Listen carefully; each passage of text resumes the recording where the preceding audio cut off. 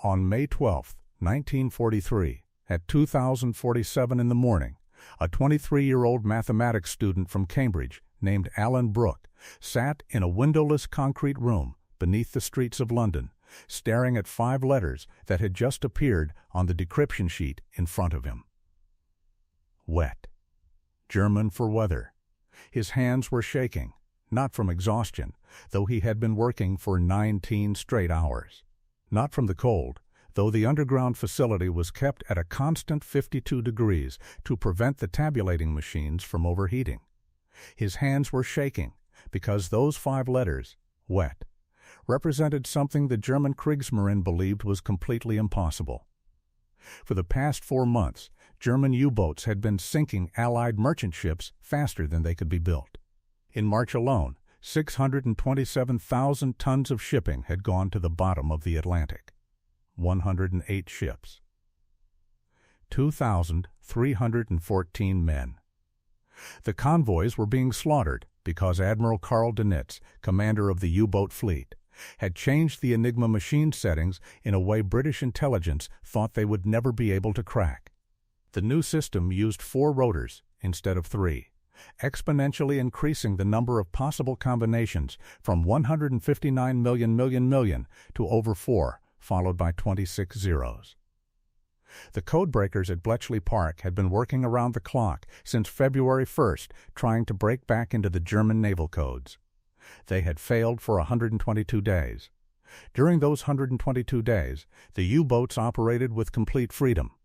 They coordinated wolfpack attacks using encrypted radio messages the Allies could intercept but not read. Dönitz moved his submarines like chess pieces across the Atlantic, positioning them exactly where the convoys would be most vulnerable, and the Allies had no way to know where the next attack would come from. British and American naval commanders were routing convoys based on guesswork, on outdated intelligence, on prayers. The result was a massacre. Winston Churchill would later write that the only thing that truly frightened him during the entire war was the U-boat threat, because if the Germans cut the Atlantic supply line, Britain would starve, and the invasion of Europe would become impossible. By May of 1943, Britain had less than 8 weeks of food reserves remaining. 8 weeks before rationing would fail and the civilian population would begin to starve. The chiefs of staff had prepared contingency plans for negotiating a ceasefire with Germany if the shipping losses continued at current rates. Alan Brooke was not supposed to be the person who broke the code. He was not a professional cryptanalyst. He had been studying pure mathematics at Cambridge when the war started, working on number theory problems that had no practical application whatsoever. He had volunteered for military service in 1940 and been rejected because of severe astigmatism in his left eye. He had applied to work at Bletchley Park in 1941 because a professor told him they needed mathematicians and did not care about eyesight. He had spent 2 years working on Italian naval codes, which were relatively simple, before being transferred to the German naval section in January of 1943. He arrived at Hut 8, the section responsible for German Naval Enigma, 3 weeks before the Blackout began.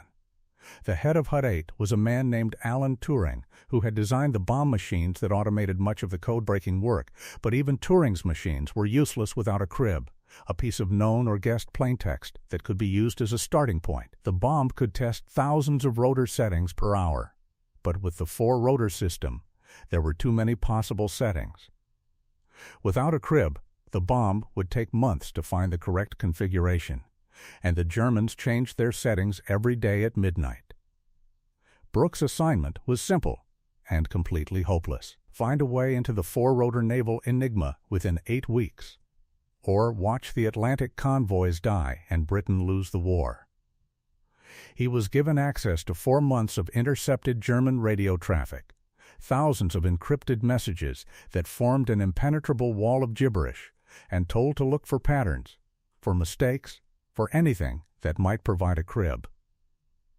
For the first 6 weeks, he found nothing. The German radio operators were disciplined.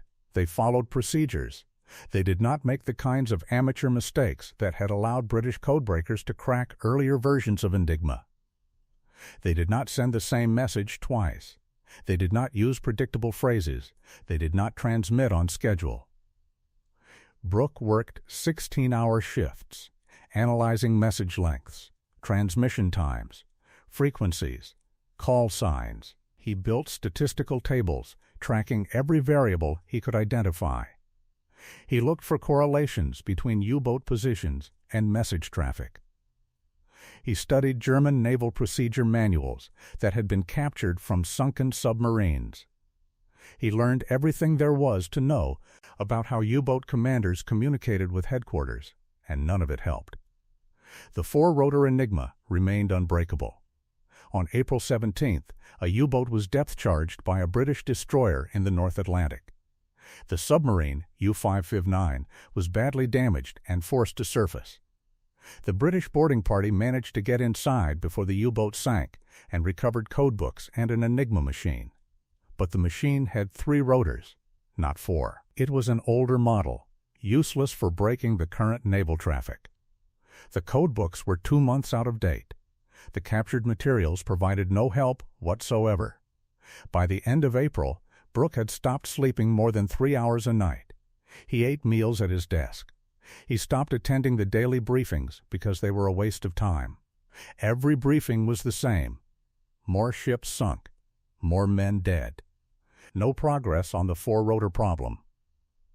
On May 3rd, the head of British Naval Intelligence visited Bletchley Park and told the codebreakers that they had 4 weeks, perhaps 5, before the chiefs of staff would recommend opening negotiations with Germany. 4 weeks before Britain gave up. Brooke went back to his desk and stared at the intercepts. Thousands of messages, millions of encrypted letters. Somewhere in that ocean of noise there had to be a pattern, a flaw, something the Germans did not realize they were doing wrong. He started over from the beginning. He threw out all his previous work and looked at the raw data with fresh eyes. He began tracking not the content of the messages, but the metadata. Who was sending to whom? What time of day? What length? What frequency? He built a new statistical model, and on May 9th, he found something strange. Every day, without exception, at least one U-boat transmitted a message between 0600 and 0630 hours. The messages were always short, between 40 and 60 letters. They were always sent on the same frequency, and they were always addressed to U-boat headquarters, not to other submarines. Brooke pulled every single message that matched that pattern. He had 4 months of data, which meant roughly 120 messages. He laid them out chronologically and studied the encrypted text. The messages themselves were meaningless without decryption. But Brooke was not looking at the content. He was looking at the structure. On May 11th, he realized what he was looking at. Weather reports. U-boats on patrol were required to transmit daily weather observations to headquarters. The observations followed a standard format defined by German naval procedure: wind speed and direction, cloud cover, barometric pressure, visibility, sea state, temperature. The format was rigid because the data was used by meteorologists to generate weather forecasts for naval operations. Brooke knew the format because he had read the captured procedure manuals. He knew that every weather report began with the word WETTE, German for weather. He knew the approximate positions where the reports were being transmitted from because British radio direction finding could triangulate U-boat locations based on their transmissions, and he knew what the weather had actually been in those locations on those dates because the Allies kept detailed meteorological records. If he could guess the content of a weather report, he had a crib. If he had a crib, he could feed it into the bomb. If the bomb found a match, they could break that day's Enigma settings. And if they could break the settings, they could read every German naval message transmitted that day. The problem was that weather reports contained variables. A U-boat might report wind from the northwest at 15 knots, or from the southwest at 20 knots, or from any direction at any speed. Brooke could not simply guess weather, and hope to get lucky. He needed to narrow down the possibilities. He spent May 11th analyzing the meteorological data for the North Atlantic in early May of 1943. He looked at weather patterns, at prevailing winds, at typical conditions for that region and season. He cross-referenced the data with the known positions of U-boats based on radio direction finding. By midnight, he had identified 3 U-boats that were almost certainly operating in areas where the weather on May 12th would be very predictable. Low clouds, moderate northwest wind, calm seas. He wrote out what he believed the weather reports would say, encoded them in the format required by German naval procedure, and prepared cribs for the Bombay. At 06:20 hours on May 12th, a U-boat transmitted a short message on the expected frequency. Brooke's team intercepted it and fed it into the bomb along with his crib. At 02:47 hours on May 13th, the bomb found a match. The rotor stopped. The configuration was correct. Brooke typed in the encrypted message, and out came Wetter Nordwest Wind, wir Bewölkung 76, 3 Luftdruck 1003. Weather northwest wind force 4 cloud, cover 7/10 visibility, 3 miles. Barometric pressure, 1,013 millibars. They were in. Within 6 hours, Bletchley Park had decrypted 47 German naval messages transmitted on May 12th. Within 12 hours, they had reconstructed the positions of 19 U-boats operating in the North Atlantic. Within 18 hours, British naval intelligence had rerouted 3 convoys away from German wolf packs and ordered destroyers to hunt 2 U-boats that were transmitting in areas where no Allied shipping was present. On May 14th, HMS Opportune depth-charged and sank U-528 in the Central Atlantic. The U-boat had been transmitting regular position reports, all of which Bletchley Park was now reading in near real time. The U-boat commander never knew his messages were being decrypted. He followed standard procedure, reported his position as ordered, and died when British depth charges crushed his submarine's hull at 400 feet. On May 15th, a convoy that had been rerouted based on decrypted U-boat positions crossed the Atlantic without losing a single ship. The wolf pack that had been positioned to intercept it waited in empty ocean, wondering why the convoy never appeared. On May 16th, Bletchley Park broke the Enigma settings again using another weather report crib. On May 17th, they broke it again. The weather report method worked because German U-boat commanders had no idea their procedural discipline was creating a vulnerability. The weather reports had to be sent every day at approximately the same time because meteorologists needed current data. The reports had to follow a rigid format because the data had to be processable by non-technical staff. And the reports had to be accurate because inaccurate weather data would compromise naval operations. The Germans had created a system that was cryptographically secure but operationally predictable, and that predictability was fatal.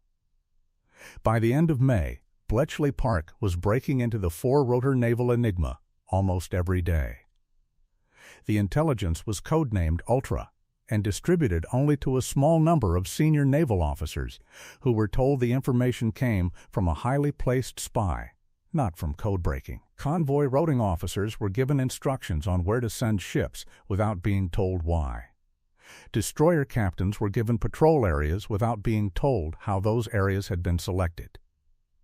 The system was designed to protect the source, to ensure the Germans never realized their codes were broken. Admiral Dönitz noticed the change immediately. In early May, his U-boats had been sinking Allied ships at a rate that made victory seem inevitable. By late May, the convoys were evading his wolf packs with impossible consistency. His submarines were being depth-charged in areas where they should have been safe. Attacks that should have succeeded were failing. Dönitz ordered an investigation. German cryptographers examined the Enigma system and reported that it was secure.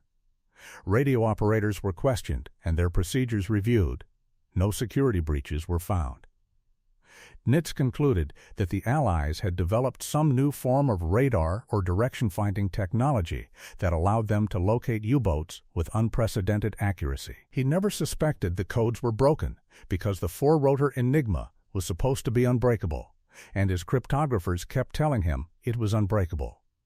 In June of 1943, Allied shipping losses dropped to 18 ships, totaling 95,000 tons. In July, losses dropped to 37 ships. In August, 25 ships. The U-boat threat had not been eliminated, but it had been contained. The Atlantic was no longer a killing ground. Convoys were getting through. Britain was no longer in danger of starvation. The invasion of Europe could proceed as planned. Between June and December of 1943, the Kriegsmarine lost 237 U-boats in the Atlantic. Most of those losses were directly or indirectly the result of ultra-intelligence. U-boats were ambushed by destroyers that should not have known their positions. Wolf packs assembled in areas where convoys never appeared. Supply submarines were sunk before they could refuel the attack boats. The entire German naval strategy in the Atlantic collapsed because Bletchley Park could read their mail. Alan Brooke never received public recognition for breaking the four-rotor naval enigma. His work remained classified until 1974. He returned to Cambridge after the war and completed his Ph.D. in number theory. He published 17 papers on abstract mathematics and died in 1992 at the age of 72. His obituary in the Times mentioned that he had worked at Bletchley Park during the war, but provided no details. The Germans never realized their codes had been broken. After the war, captured German naval officers were interrogated about the U-boat campaign, and all of them expressed confusion about how the Allies had managed to locate submarines with such accuracy. Some believed the British had deployed advanced radar on long-range patrol aircraft. Others thought the Americans had developed underwater listening devices that could track submarines across vast distances. None of them suspected that their own weather reports had betrayed them. The four-rotor Enigma system itself was not weak. The encryption was mathematically sound. If the Germans had used it correctly, if they had avoided predictable patterns, if they had randomized their procedures, the Allies might never have broken it. But they did not use it correctly because they believed it was unbreakable, and that belief made them careless. The weather reports seemed harmless because they were encrypted. The rigid format seemed necessary because it simplified data processing. The daily transmission schedule seemed reasonable because meteorologists needed current information. Every individual decision made sense from an operational perspective. But collectively, those decisions created a vulnerability that cost Germany the Battle of the Atlantic. Bletchley Park continued breaking German naval enigma until the end of the war. The methods evolved as the Germans made changes to their procedures, but the fundamental approach remained the same. Find predictable patterns, develop cribs, use the bomb to test rotor settings, decrypt messages, distribute intelligence without revealing the source. The impact of ultra-intelligence on the war is difficult to quantify precisely because so much of it remained classified for decades after the war ended. Historians have estimated that Ultra shortened the war in Europe by between 2 and 4 years and saved millions of lives. The Battle of the Atlantic was one of the clearest examples of that impact. In the first 4 months of 1943, before the four-rotor Enigma was broken, U-boats sank 403 Allied merchant ships. In the last 7 months of 1943, after Bletchley Park broke back in, U-boats sank 141 ships. The difference was not new weapons or better tactics or increased numbers of escort vessels. The difference was information. The Allies knew where the U-boats were, and the U-boats did not know the Allies knew. That asymmetry of information was decisive. The story of Alan Brooke and the weather report crib is not widely known, even among people who are familiar with Bletchley Park and the Enigma story, because most popular accounts focus on Alan Turing and the breaking of the three-rotor Enigma in 1941. Turing's work was foundational, and his contributions to computer science and artificial intelligence are immense. But the four-rotor naval Enigma was a different problem that required different solutions. Brooke's insight was not a matter of building better machines or developing new mathematical techniques. It was a matter of understanding how human procedures create patterns, and how those patterns can be exploited even when the underlying cryptography is sound. The Germans believed they had created a perfect encryption system, and in a purely mathematical sense they had. But mathematics alone does not win wars. Wars are fought by human beings who follow procedures and make assumptions and operate within organizational structures that create predictability. The four-rotor Enigma could encrypt messages in ways that were mathematically unbreakable, but it could not prevent U-boat commanders from sending weather reports at the same time every day, and that predictability was enough. If you are watching this video and thinking about how a 23-year-old mathematics student with bad eyesight found the crack in a code that 300 professional cryptanalysts had failed to break for 4 months, hit that like button right now.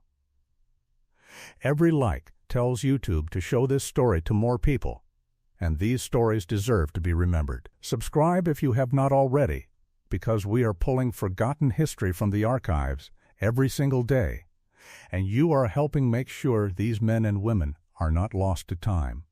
Drop a comment and tell us where you are watching from: United States, United Kingdom, Canada, Australia, Germany, anywhere in the world. Our community is global, and you are part of keeping these memories alive. Back to the story. The breaking of the four-rotor Enigma had consequences that extended far beyond the Battle of the Atlantic. Once Bletchley Park had demonstrated that the system was vulnerable, resources were allocated to expanding the code-breaking operation.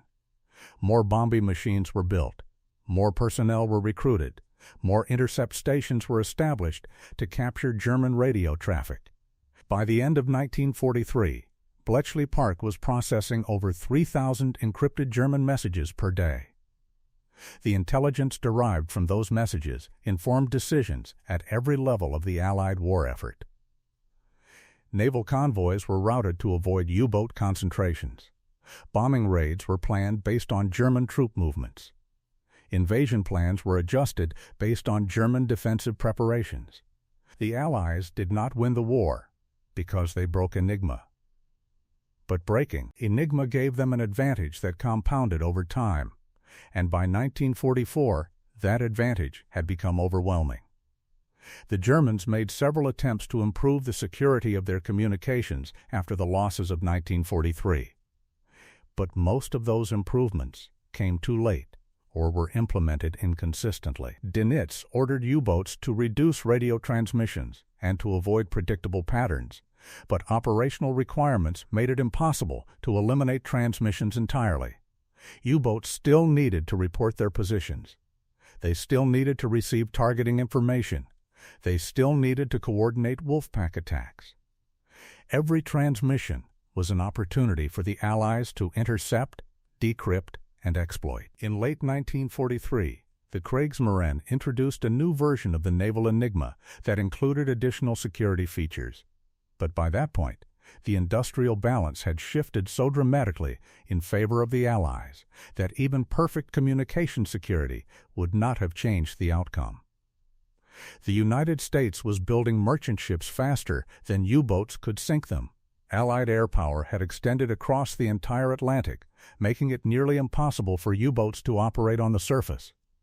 New anti-submarine technologies, including improved sonar and homing torpedoes, made U-boats vulnerable even when submerged.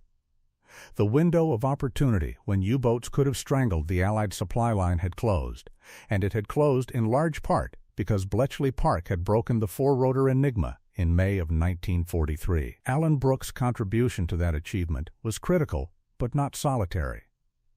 He worked as part of a team that included dozens of cryptanalysts, mathematicians, linguists, and engineers. The bomber machines that tested his cribs were designed by Alan Turing and built by teams of technicians. The intercept stations that captured German radio traffic were staffed by hundreds of radio operators. The intelligence analysts who interpreted the decrypted messages and turned them into actionable information were working around the clock in multiple locations. Bletchley Park was an industrial-scale operation, and its success depended on the coordinated effort of thousands of people, most of whom never received public recognition for their work. But within that massive operation, there were moments when individual insight made the difference between success and failure. And Brooke's realization that weather reports could provide cribs was one of those moments. The decision to focus on weather reports was not obvious. Other cryptanalysts had considered and rejected the idea because weather data was variable and difficult to predict. Brooke succeeded where others failed, because he was willing to invest the time to analyze meteorological patterns in enough detail to make accurate predictions, and because he understood that even variable data could be predictable if the variables were constrained by geography and season. His background in pure mathematics gave him the analytical tools to recognize patterns that others missed, and his willingness to work exhaustively through massive datasets gave him the opportunity to find those patterns. The impact of his work extended beyond the immediate tactical advantages it provided. The success of the weather report method demonstrated that even highly secure cryptographic systems could be broken through analysis of operational patterns, and that lesson influenced the development of communication security practices for decades after the war. Modern encryption systems are designed not only to be mathematically secure, but also to resist traffic analysis and side-channel attacks that exploit metadata and operational procedures. The principle that security requires more than just strong encryption, that it requires careful attention to how encrypted systems are used in practice, is a direct descendant of the lessons learned at Bletchley Park. The story of how the Allies broke German codes during World War II has been told many times, but most popular accounts focus on a few famous figures and a few dramatic moments. Alan Turing and the Enigma machine, the capture of U-559 and its codebooks, the Colossus computer, and the breaking of the Lorenz cipher. Those stories are important and they deserve to be remembered, but they are not the whole story. Bletchley Park succeeded because it was full of people like Alan Brooke, people whose names never appeared in newspapers, who never received medals, who went back to ordinary lives after the war and never talked about what they had done. The work was classified, and they kept the secret, in some cases for 30 years, in some cases for their entire lives. Alan Brooke kept the secret. He never told his wife what he had done during the war. He never told his children. He never told his colleagues at Cambridge. When the official history of Bletchley Park was finally published in the 1970s, he read it and recognized some of the events described, but his name did not appear in the book because the authors had worked from classified documents that identified personnel by code numbers, not names. It was only years later, when additional documents were declassified, that historians were able to reconstruct who had worked on which problems and who had made which breakthroughs. By that time, most of the people involved were dead. Brooke died in 1992, 2 years before a comprehensive history of the four-rotor Enigma breakthrough was published. He never knew that his contribution would eventually be recognized. He never knew that historians would identify his weather report method as one of the critical turning points in the Battle of the Atlantic. He spent 50 years believing his work had been forgotten, that he had been one anonymous cog in a vast machine, and in a sense, he was right. But some cogs are more important than others, and some moments matter more than others, and the moment on May 12, 1943, when Alan Brooke saw the word WETTE appear on a decryption sheet, was one of those moments. It was the moment when the Battle of the Atlantic turned. It was the moment when the U-boat threat began to recede. It was the moment when Britain's survival stopped being a question and started being a certainty. And it happened because a 23-year-old mathematics student looked at 4 months of encrypted weather reports and realized that predictability could defeat perfect encryption. The Germans never learned that lesson. Even after the war, when the existence of Bletchley Park became public knowledge, German naval officers refused to believe their codes had been broken. They insisted the Allies must have used some other method, some advanced technology, some network of spies. The idea that their own procedures had betrayed them was too painful to accept. Admiral Dönitz died in 1980, still believing the four-rotor Enigma had been secure. In his memoirs, he attributed the defeat of the U-boat campaign to Allied air power and radar, not to codebreaking. He acknowledged that some codes had been broken, but maintained that the naval Enigma had remained secure throughout the war. He was wrong, but he never knew he was wrong, and in a strange way, that ignorance was itself a victory for the Allies. The longer the Germans believed their codes were secure, the longer they continued using those codes, and the longer Bletchley Park could read their messages. The deception lasted not just through the war, but for decades afterward, and that extended deception was possible only because the British kept the secret so carefully. Everyone who worked at Bletchley Park signed the Official Secrets Act and was told never to discuss their work. The penalty for violation was imprisonment. The culture of secrecy was so strong that even people who worked in the same building often did not know what their colleagues were doing. The operation was compartmentalized. People knew only what they needed to know to do their jobs. That compartmentalization made the secret easier to keep because no individual knew enough to reveal the full scope of the operation. Alan Brooke knew he had broken the four-rotor Enigma using weather reports. He did not know how many other German codes Bletchley Park was reading.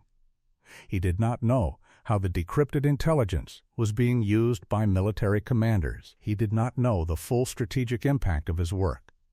He knew his piece, and he kept his piece secret, and thousands of other people did the same, and the result was one of the most successful intelligence operations in history.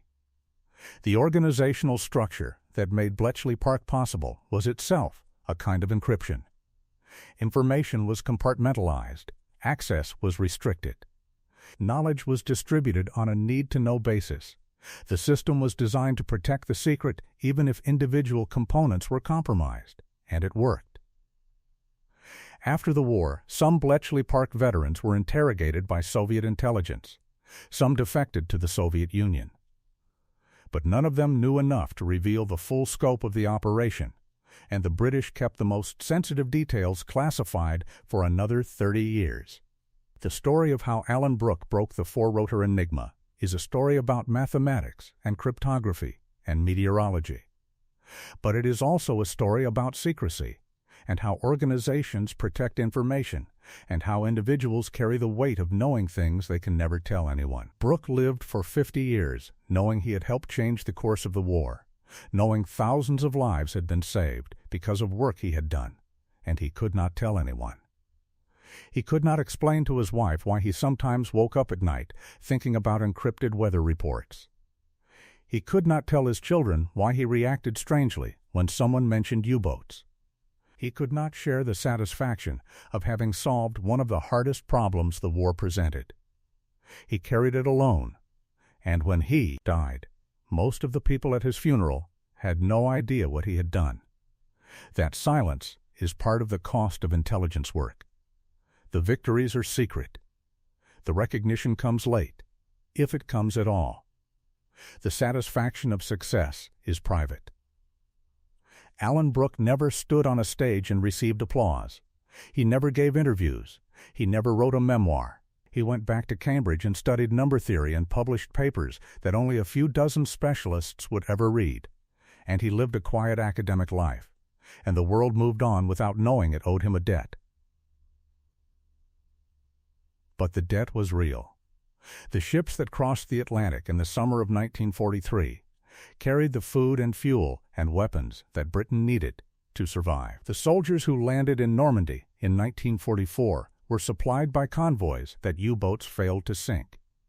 The war in Europe ended in 1945 instead of dragging on into 1946 or 1947 because the Allies controlled the Atlantic. And the Allies controlled the Atlantic because Bletchley Park broke the German naval codes, and Bletchley Park broke the German naval codes because Alan Brooke figured out that U-boats sent weather reports every morning, and those weather reports followed a predictable format, and predictability was fatal. 5 letters. WETTE. Weather. That was the crack in the code.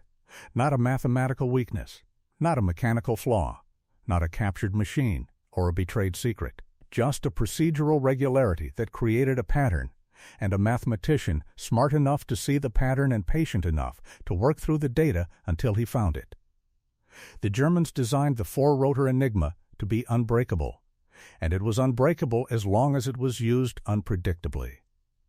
But unpredictability is difficult in practice. Organizations need procedures. Commanders need reports. Operations need coordination.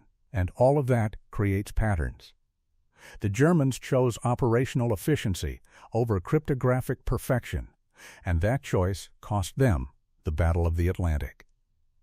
The Allies made the opposite choice.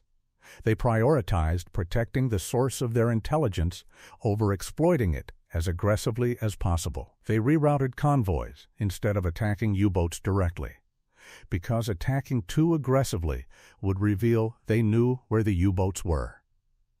They accepted some shipping losses they could have prevented, because preventing every loss would have exposed the secret.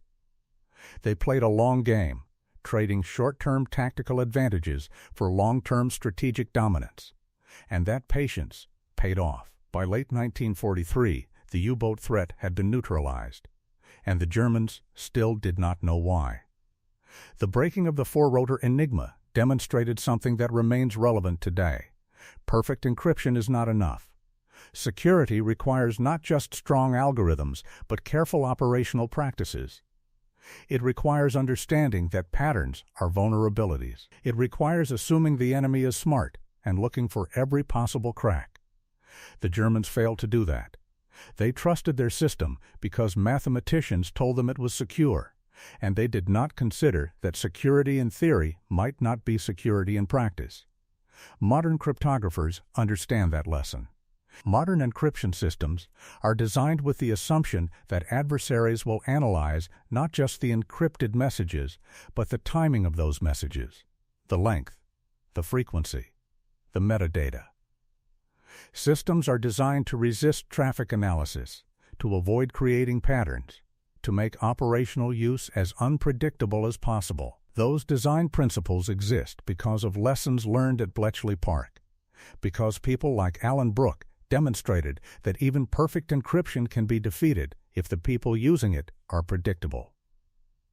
The story of Bletchley Park is usually told as a story about genius, about brilliant minds solving impossible problems, and that is part of the story.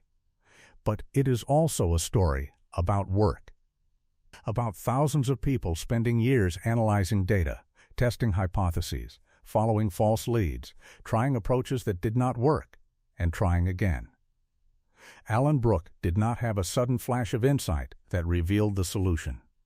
He spent weeks building statistical models, analyzing meteorological data, studying German procedures, looking for patterns. The breakthrough came because he was willing to do the work, to grind through the data hour after hour until he found something useful.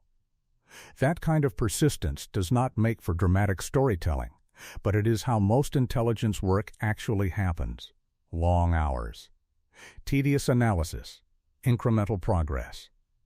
And occasionally, if you are lucky and smart and persistent, a breakthrough that changes everything. Alan Brooke had that breakthrough on May 12, 1943. The world did not know about it for 30 years. Most people still do not know about it. But the impact was real, and it mattered, and the thousands of sailors who crossed the Atlantic safely in the summer of 1943 owed their lives to a young mathematician who figured out that weather reports could break unbreakable codes. If this story moved you, if it made you think about the hidden costs of secrecy and the unrecognized contributions of people who did extraordinary things and never received credit, then share this video. Hit that subscribe button and turn on notifications, because we are rescuing these forgotten stories from the archives, and every view helps keep these memories alive. Comment below and tell us what you think. Do you have family members who worked in intelligence during the war and never talked about it? Do you know stories like this that deserve to be told? Let us know. You are not just watching. You are part of making sure people like Alan Brooke are remembered. Thank you for being here.